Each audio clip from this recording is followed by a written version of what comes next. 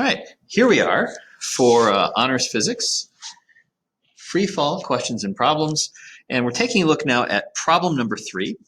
A foul ball is hit straight up into the air with a speed of about 25 meters per second. How high does it go and how long is it in the air? So again, I always like to start with a sketch. Everybody likes drawing pictures. All right, and in this case, it's not just fun, it helps you figure out the solution to the problem. Come on, it's great. Okay, what I'm going to do is, first of all, when it says how high does it go, I'm going to assume that's the height above where it's hit.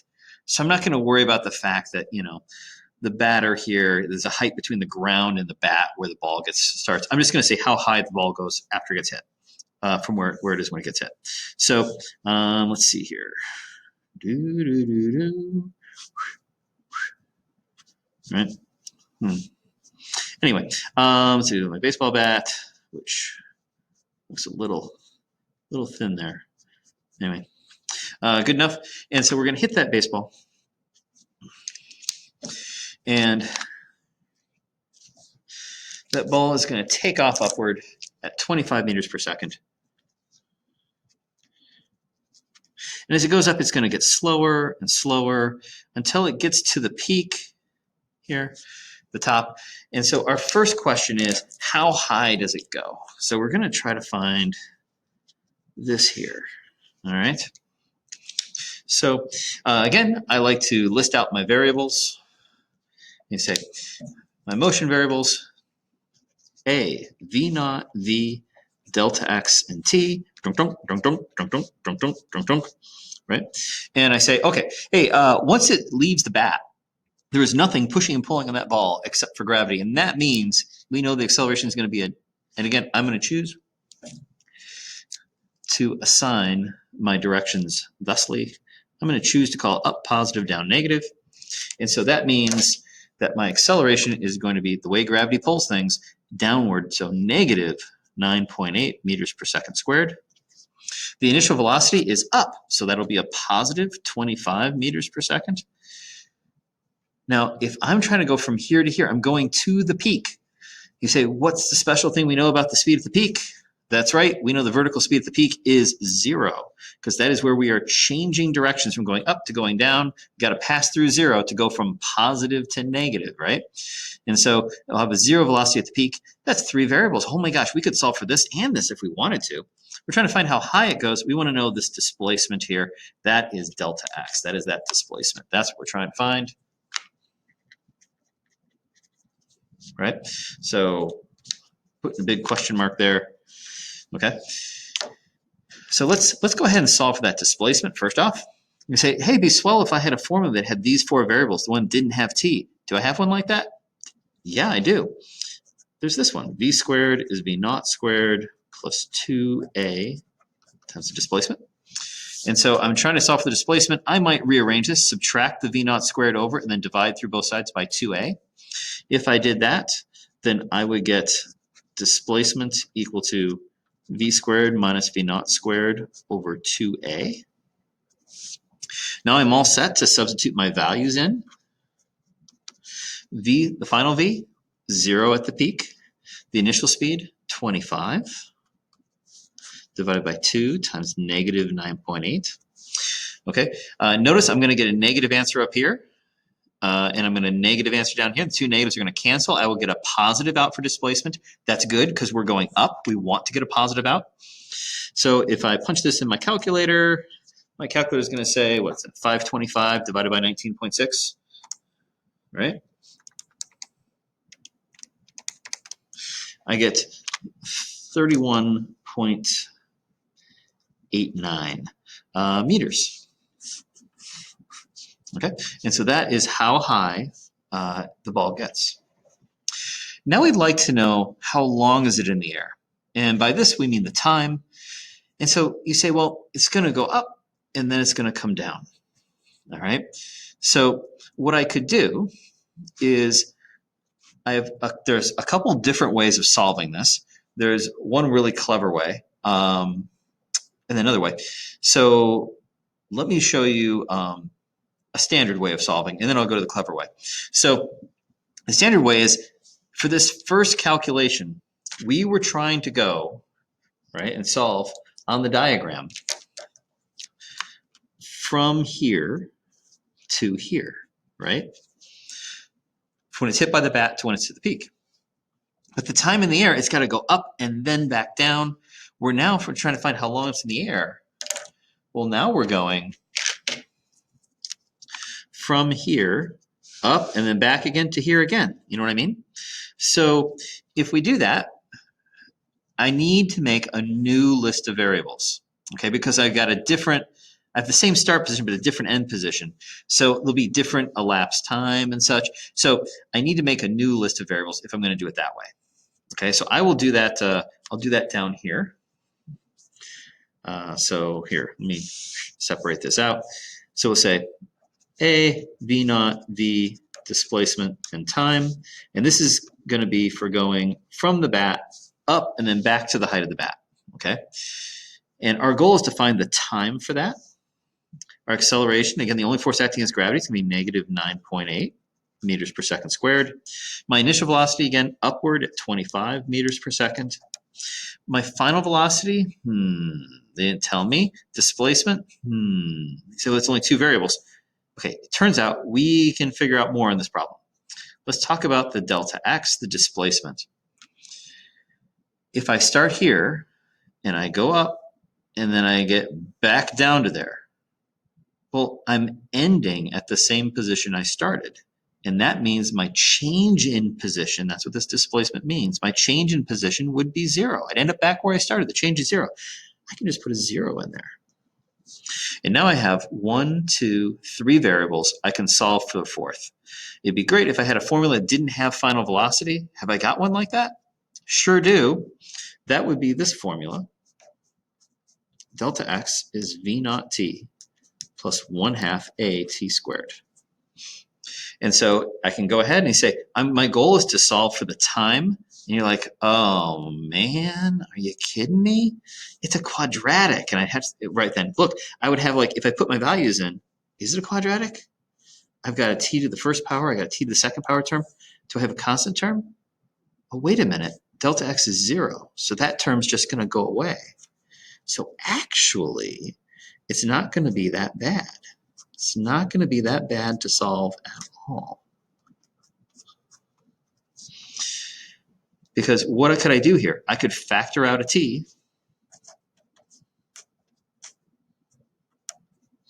Is it okay if I do half times negative 9.8 is negative 4.9? Thanks, I appreciate it. Minus 4.9 t. Okay, and so I need these t and this term in parentheses to multiply together to give me 0.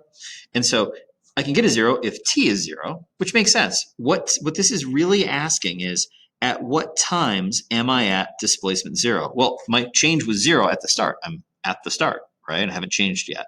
And so it makes sense that I'm going to get two solutions, one for when I'm here and then one for when I get back down. The one when I get back down, that's the answer I want. So the trivial solution a math teacher would say is t equals 0. We don't need that one. We want this term to be 0. Essentially, I could like divide through by t and this t would disappear. So rearranging this, I would get, if I divide through by t and that t goes away, I would have 25 minus 4.9t. Move the 4.9t over, divide both sides by 4.9. I would get that t is 25 divided by 4.9. Plug that in my calculator, it'll be something a little bigger than 5. My calculator tells me that is 5.1 seconds. And so that is the solution I want. However, there are other ways of solving this problem, okay? And they're going to make clever use of some ideas about how vertical motion works, all right? And this is stuff that I really, really want you to be aware of. And we're going to use this problem to help teach this and help you see this. So this is, again, part of why we always want to do the homework sets and then watch the solutions. So there are some other neat things that we know about this situation. A situation where something gets launched straight up in the air, goes up, comes back down to the height it started with. It turns out there's a bunch of special things that we know about that situation. In fact, there's 5 special things we know about a problem like this, where something gets launched straight up and then it comes straight back down to where it started. So let me share that with you. So these are 5 things to know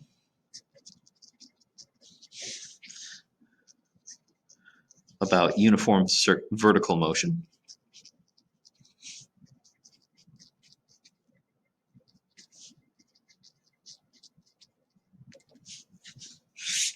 Okay. So again, we're looking at taking an object, giving it an initial velocity upward. As it goes up, it's going to get slower and slower because of gravity. It's going to get to the peak. Now, I don't want to draw on top of myself, so I'm going to shift over if that's okay. Get to the peak, and then it's going to start falling back down again. Okay, so here, I'll draw a bunch of these balls so you kind of get the feel for it. There we go. All right. Whoops. Draw that real well. Okay, so here we go. So 5 things we know.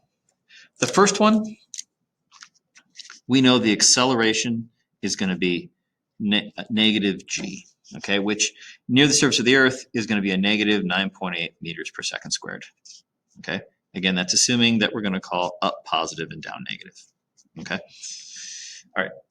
Second thing, all right, and we've talked about this already in the last couple problems, and that is the special thing we know about something when it goes up, comes down. We know something special about the peak. You say, what do we know here about the peak? We know that the speed at the peak is 0. How do we know that? Again, we use this graph to kind of illustrate this, looking at my velocity in meters per second versus time in seconds. And we said, hey, I know my acceleration on a VT graph is the slope. And we said, if I am moving with a nice constant acceleration, then I have a nice constant slope on this graph. So this graph, constant negative slope, here is a line with a constant negative slope.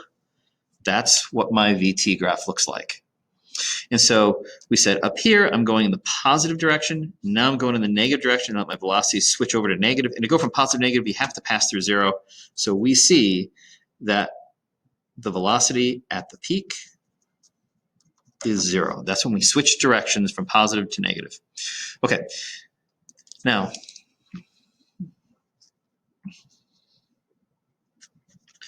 for the case of an object going up and returning to the same height, okay?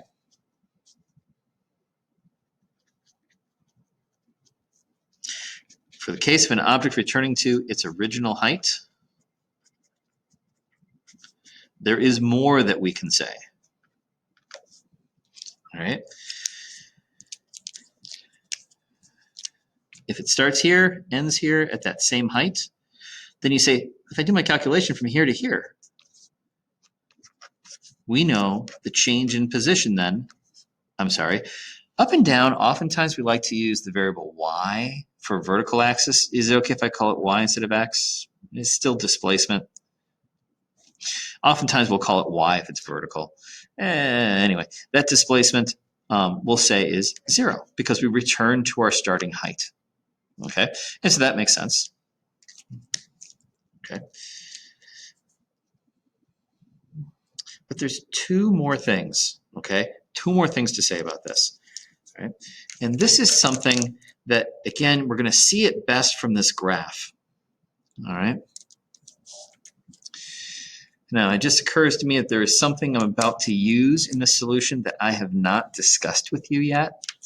All right, and so I may need to do a quick aside here to explain this. And the quick aside is, I'm going to, for just a second, look at a much more simple case, okay? A much more simple case to show you something that I don't believe we've discussed yet. And that is, quick aside here. Let's say I had an object that was just moving sideways at a nice constant velocity, right? Let's just say that we're traveling along here, traveling along here, traveling along here, traveling along here, nice constant speed, sliding along, roll along, and say that we're moving at a nice constant velocity. For sake of argument, say that speed is 5 meters per second. And let's say as we go from here to here, let's just say that the time here, this was time 0, this time we'll say is 10 seconds. Okay, rolling at a nice constant speed. If I asked you, moving at 5 meters per second for 10 seconds, how far would we go? What would be our displacement here? You can do that in your head, can't you? Can you say, oh, every second I change position by 5, I'm going to add 5 to my position every second. That's what 5 meters per second means. I'm going to do that for 10 seconds. I'm going to do that 10 times. You say, oh, 10 times 5 is going to be 50 meters, right? So you say, yep, that's what this had better be. This had better be 50 meters from here to here. But check out what this will look like on a velocity time graph. Here's my velocity. Here's time. We'll say that velocity is in meters per second, time in seconds. Here I am traveling at a nice constant 5 meters per second. What will that look like on the graph? Well, at the starting time, I'll be at 5 meters per second, and then later on, I'm still at 5, and then I'm still at 5, and then I'm still at 5. Notice this is just going to be a horizontal line for constant velocity. Now I'm going to do this for 10 seconds, right? That's what the graph looks like. Now, it turns out not only do the intercepts of lines on graphs have special meanings, and the slopes of lines on graphs have special meanings, it turns out that the area under a graph, that is the area between the line and the time axis, right? That area, oftentimes, that area will have a special meaning. What is the secret meaning of the area under a velocity time graph? Well, how would you calculate the area? Well, what shape is this? It's a rectangle. So wouldn't the area just be the height times the width? You say, that area, wouldn't it be 5 meters per second times 10 seconds? Look what that's going to give you. 5 times 10 is 50. And then meters over seconds times seconds, you've done dimensional analysis in chemistry class, right? Where the units cancel out, that seconds on the bottom, seconds on the bottom cancel. It's just going to be 50 meters. You say, 50 meters. Isn't that what the displacement was? It turns out, all right, and I'm not going to take the time now to do a little bit more proof of this, but it turns out the area between the line and the time axis on a velocity time graph will always give you your displacement, okay? So the area of a velocity time graph, a VT graph, equals the displacement, okay? Something to know. So when I come back here to this, all right, I'm going to say that this ball that I launched up in the air came back down. And you say, hey, look, here, if I look at this area here, do you know what this area is? It's the area under the VT graph between the line and the time axis. We call it being the area under the graph. You say, well, it's triangular for starters, but you know what it means? That's going to be the displacement. It's the displacement from when to when? From the start, from time 0 to when I'm at the peak. That's the displacement from here up to the top. You know what that is? That's what we solved for back in this part. That's that 31.89 meters, right? That has to be the area of this. Look at this over here. You know what this area here is going to be? This is going to be my displacement as I'm going down, right? And you say, well, wait a minute. If we're going to end up back where we started, if I go up 31.9, I better go back down 31.9. And so this area is going to go until this area is the same size as this area. Just a side note, if I'm below the axis, this area, I know in geometry class your areas are always positive, but areas below the axis are going to be negative. This will be a negative displacement, right? And here I'm going to get positive displacement up to the peak. This is going to be down from the peak back down again. And those have to balance each other out. Now, if these balance each other out, this area and this area are the same size, then like if I calculated the areas of these triangles, they better come out to be the same. And since we have a constant acceleration, we have a constant slope, that means the rise to run ratio here is the same as the rise to run ratio here. You know what I'm saying? So you say, wait a minute, I got to have a right triangle with the same ratio of run to rise as this right triangle, ratio run to rise. Same angle, same angle, same angle, same angle, angle, angle. By angle, angle, angle, they're similar. But they have to have the same area. You know what? Those triangles are not just similar, they're congruent. They're the same size. And that means all kinds of cool stuff. This length here on the graph had better be the same as this length here. You know what that length is? That's the time to get up to the peak. And this is the time to get back down to the peak. So we can say, for the case of an object returning to its original height, we can say the time to the peak, right, is going to be half of the total time. Or if you want, you could say the time up to the peak is equal to the time down from the peak, right? And that's really cool.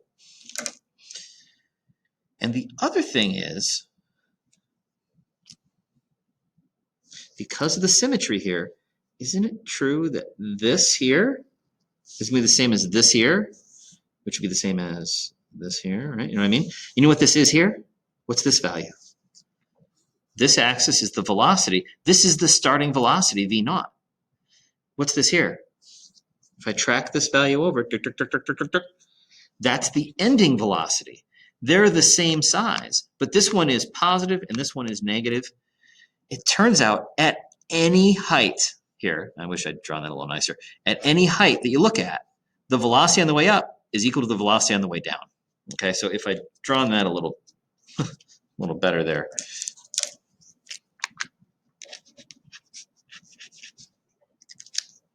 Then we would find that this velocity and this velocity are equal but opposite directions. And this velocity equal but opposite directions. And this velocity, same as this one, right? You say, look, at any given point, if I go this much time back from the peak, and I look at my velocity there, this one, and I go that same amount of time over from the peak this way, after, right? These would be just equal and opposite, right? Okay, so that's really cool. So you can say, the last thing we know about vertical motion is, because of all the symmetry here, at any particular height that you care to look at, the velocity on the way up is equal but opposite to the velocity on the way down at that height. So this is 5 special things that we know about uniform vertical motion for problems where things are thrown straight up and go straight back down. We will deal with 2-dimensional motion next unit. We'll look at things launched at angles and stuff. We'll still be able to use this for analyzing the vertical part of that motion. So this is really useful ideas that we'll continue on into next unit. Okay, wow, that was a long aside for a problem. In fact, I had like an aside in an aside. Holy cow. Finishing up this problem. Because of this information that we know, if we want to use this special secret information, you know what we could do?